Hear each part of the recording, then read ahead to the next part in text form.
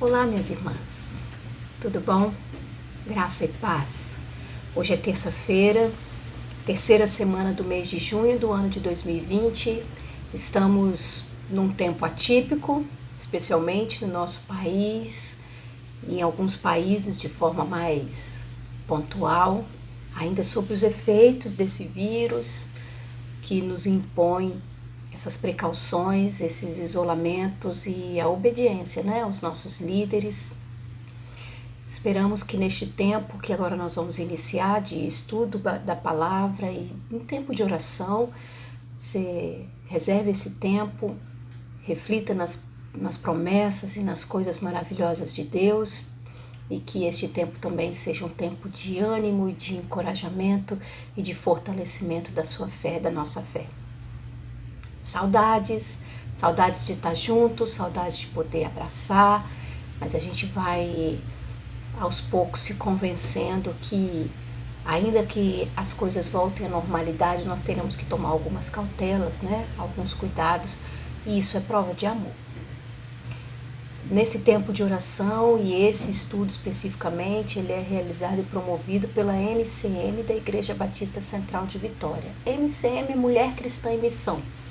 Então, você que nos ouve, que nos assiste, que participa conosco, ou você faz parte, ou você está conhecendo a nossa organização. É uma organização evangelística, missionária, que quer dizer, está comissionada, está coparticipando da grande missão de Deus de resgatar a mim e a você. Então, seja bem-vindo. Minhas irmãs, sejam bem-vindas nesse tempo de estudo, e que pela graça e misericórdia de Deus edifique as nossas vidas. Nesse tempo nós estamos falando e apontando Jesus como a verdade que nos liberta, a luz do nosso caminho. E hoje nós vamos falar que Jesus é o nosso Salvador. Quem já está na igreja há muito tempo, quem já frequenta alguma igreja cristã há muito tempo, talvez vai até ter uma sensação assim, nossa, eu já sei que Jesus é o Salvador. Então, mas nós somos uma organização missionária, nós falamos o ID de Jesus, aquele comando, aquela ordem que ele deu, vá, agora vai, fale desse amor, pregue o evangelho, pregue o arrependimento e a fé. Essa é a única mensagem, e isso não muda. Então, nós reiteramos, nós repetimos, porque a palavra de Deus, ela vai e alcança o coração que Deus já determinou que alcance. Então nós estamos aqui servindo, obedecendo e anunciando, proferindo esse amor maravilhoso do nosso Deus por nós, tá bom? Antes disso, reserve um tempo para orar. Agradeça a Deus as maravilhas na sua vida, agradeça e engrandeça a Deus os livramentos, o cuidado, a proteção. Se você está passando por um momento de não tão boas notícias, clame a Deus, compartilhe conosco, nos deixe te sustentar também em oração, tá? Especialmente hoje eu vou te indicar que ore pela Ellen, aquela jovem que nós sempre oramos, e sempre assim, minhas irmãs, muita gratidão por tudo que Deus faz na vida dela, mas muito clamor e intercessão também para que Deus sustente, e cada dia é um novo dia, cada dia é um desafio. Continue com esse nome em suas orações, a Ellen. Coloque também em suas orações Tiago Pacheco, ele precisa das nossas orações. Já podemos agradecer porque Deus o abriu porta para ele fazer o tratamento e a cirurgia que precisava fazer, mas nesse dia de hoje ele precisa que a gente agradeça e peça a Deus por seu restabelecimento, tá bom? Ore também pela mãe de Vanelise, precisa das nossas orações. Ore por Fernando, a família da Andressa, que Deus livre e guarde de todo o mal. Vamos sabendo das histórias e vamos nos unindo em oração, por amor e porque somos irmãos, porque devemos e precisamos nos solidarizar e fechar essa corrente, de amor e de sustento, Basta cada dia o seu mal, e temos dias maus na nossa vida. E saber que tem pessoas orando e sustentando a gente em oração, isso nos ajuda, isso fortalece o nosso amor como corpo de Cristo, não é verdade? Então, meus irmãos, minhas irmãs, ore por estes nomes, além de outros que você possa ter lembrado, mas não se esqueça de engrandecer e de exaltar as maravilhas de Deus na sua vida, tá bom? Pega a sua Bíblia, pega seu lápis, seu lapisinho de cor, sua canetinha. Nós vamos usar algumas referências bíblicas para este tempo. Então eu te convido para abrir comigo e descobrir comigo na Bíblia aonde que está revelado que Jesus, que é a verdade, que me liberta, que te liberta, que foi o primeiro estudo que nós fizemos, que é a luz do meu caminho, do seu caminho. Quão maravilhoso é a gente não andar com a venda nos olhos e cegos. Jesus também é o meu e é o seu Salvador. Para isso você vai folhear sua Bíblia junto comigo e nós vamos descobrir isso juntas. Vamos lá. Então, o primeiro texto que nós vamos ler e identificar qual foi o propósito de Deus ao enviar Jesus, o seu Filho, se encontra em João 3,17. Então você acompanhe comigo em sua Bíblia. O que nos diz esse texto da palavra de Deus? É o próprio Jesus dizendo: porquanto Deus enviou o seu Filho ao mundo, não para que julgasse o mundo, mas para que o mundo fosse salvo por ele. Jesus, o meu único, o seu único Salvador. Às vezes a gente se imagina numa cena assim, numa fila, a caminho de um despinhadeiro, de um precipício, de cair ali. E eu tô na fila junto com você. E eu fico me compadecendo de que já tá chegando a sua vez.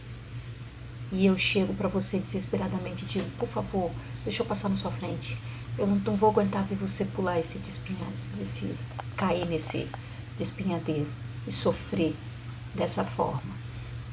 E você já convencido de que está condenado, de que vai cair ali mesmo, fala para mim: não, você está na fila também. Qual a diferença você ir antes ou depois de mim? Você também está na fila. Essa pequena ilustração, ela só simboliza o seguinte, que não há salvação em nenhum outro nome, somente no nome de Jesus. Então ninguém que está na fila de uma condenação, ninguém que está na fila de um sofrimento, ninguém que está na fila pode tomar o meu lugar e o seu lugar. Então Jesus, ele vem e representa alguém que não estava condenado, mas que se fez condenado por mim e por você, e tirou a gente dessa fila. Tirou, quando eu digo, nos deu a oportunidade de restabelecer com Deus algo perdido, e restabelecendo esse relacionamento com Deus, essa inimizade que entrou na história humana em função da queda, ela seja transformada em uma nova aliança, em um novo relacionamento e uma nova amizade. De inimigos de Deus, nós passamos a amigos de Deus. Por isso esse texto que nós lemos diz que ele não veio julgar o mundo, ele veio salvar. Por isso eu e você precisamos daqueles dois elementos que eu já falei, que constitui a salvação, o processo de salvação, o arrependimento e a fé. Eu creio, você crê nessa verdade? Jesus não veio condenar, ele não veio julgar, ele veio salvar. Até porque condenado já é a nossa condição natural, por estarmos afastados e inimigos de Deus. Jesus nasceu, o Criador toma forma de criatura. Jesus nasceu e cresceu como uma pessoa comum. Quando a gente lê lá em João 4, de 6 a 8, diz assim, estava ali junto à fonte de Jacó, cansado da viagem. Assentara-se Jesus junto à fonte por volta da hora sexta. Nisto veio uma mulher samaritana tirar água e disse-lhe: dá-me de beber, pois seus discípulos tinham ido à cidade comprar alimentos. Jesus veio numa condição, essa evidência de que ele estava cansado, de que ele estava com fome, é uma evidência de que o Deus divinamente, 100% divino, também estava numa condição 100% humana. Fome e cansaço são características de nós humanos. Ele vai entrar na fila da nossa condenação, naquela filinha que eu falei, como homem, como um ser humano. E ele vai sofrer as mesmas paixões, as mesmas dores e as mesmas dificuldades que eu e você sentimos. É claro que sobre ele está o peso e o fardo de toda a humanidade. Eu não consigo nem imaginar, minhas irmãs, porque tem coisas que eu passo na minha vida que eu tenho a sensação que é um limite de uma dor. Talvez você pense isso também. Jamais pensei em passar isso e eu não estou dando conta. E o nosso Senhor Jesus, ele recebeu isso de forma potencializada porque ele representa cada um de nós. Jesus sentia as mesmas emoções que nós sentimos. Jesus foi homem como os demais homens. Contudo, a gente pode perceber que teve na vida dele uma diferença. Jesus disse que ninguém poderia convencê-lo de que ele possuía uma coisa. O que será que é essa coisa que ele não possuía, embora ele fosse tão humano quanto nós? Está lá em João 8,46. Diz assim. 46. Quem dentre vós me convence de pecado? Se vos digo a verdade, por que razão não me credes? Jesus não teve pecado. Jesus não ofendeu a Deus com a sua imoralidade. Jesus não ofendeu a Deus com a sua rebeldia. Jesus não ofendeu a Deus com a sua indiferença à existência de Deus. Jesus não ofendeu e não pecou porque ele não se ocupou de outra coisa senão amar, honrar, obedecer a Deus e a nós. Ele não pecou. Jesus foi enviado ao mundo para nos salvar. Isso não seria possível se ele tivesse pecado, porque ele estaria na fila como nós, né? Só mudaríamos a posição da fila. Ele não ofendeu a Deus com a sua existência. Ele agradou o Pai em tudo. Viveu como nós deveríamos e não conseguimos viver. Muitos já ouviram falar que Jesus morreu na cruz, mas nem todos sabem por que isso aconteceu. Você sabe por que isso aconteceu? João 10, 17, 18.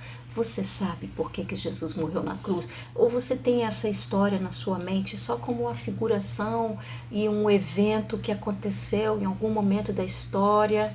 Ou que Jesus é como um mártir, somente um grande mártir? Já parou para refletir o que é a cruz? João 10, 17, 18 diz assim: por isso o Pai me ama, porque eu dou a minha vida para a reassumir. Ninguém a tira de mim, pelo contrário, eu espontaneamente a dou. Tenho autoridade para entregar e também para reavê-la. Este mandato recebi de meu Pai. Eu vou ler de novo. Por isso o Pai me ama, porque eu dou a minha vida para reassumir. Nós somos e vivíamos debaixo de um império de morte. Ninguém a tira de mim, pelo contrário, eu espontaneamente a dou. Tenho autoridade para entregar e também para reavê-la. Autoridade. A gente pensa muito isso, né? Quem é você para estar falando alguma coisa comigo? Quem é você para estar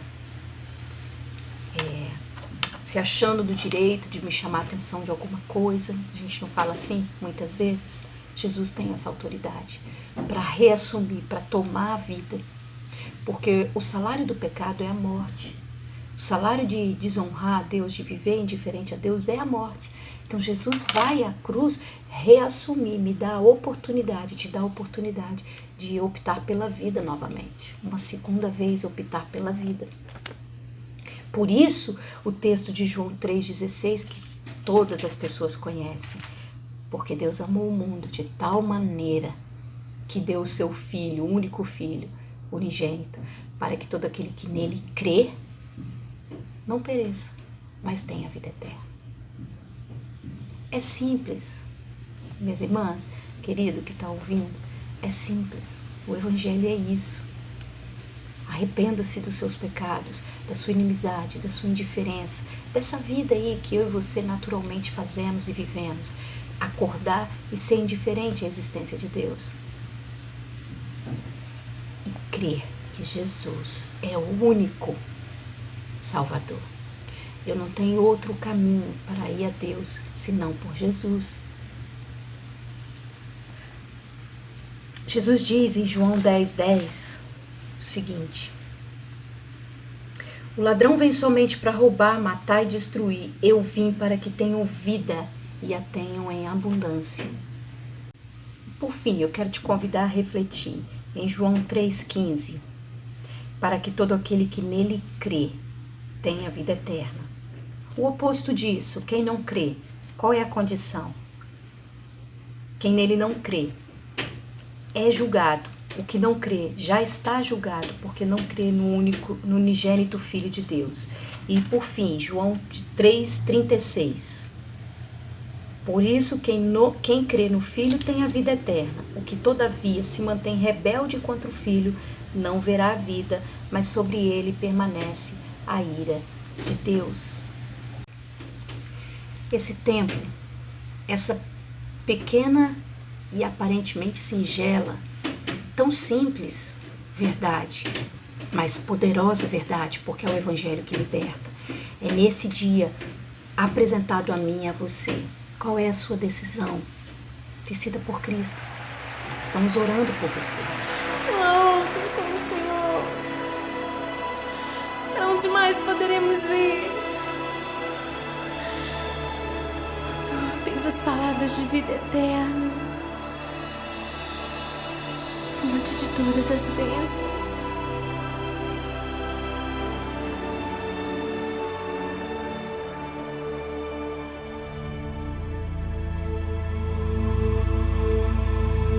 Quem é este que faz o mar se acalmar e a tempestade obedece a sua voz? Quem é este que anda sobre as águas e por onde passa tudo pode transformar? Quem é este que todas as coisas pode ver e o coração do homem pode sondar? Quem é este que cura as doenças e o corpo e a alma pode restaurar? O seu nome é Jesus, o Filho de Deus, morreu na cruz em meu lugar, mas a morte venceu e ressuscitou. Igual ao meu Deus não há.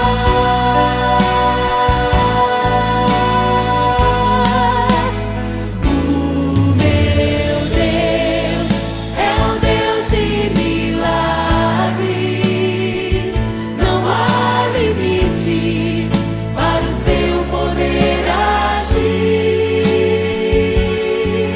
Realiza o impossível, para ele nada é tão difícil. E o maior milagre já operou em mim. E o maior milagre quer operar em ti.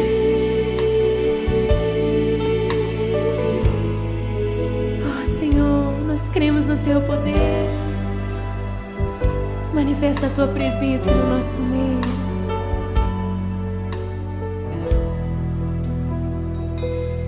Quem é este que fecha a boca dos leões e na fornalha ardente pode passear? Quem é este que ressuscita os mortos vida, faz o homem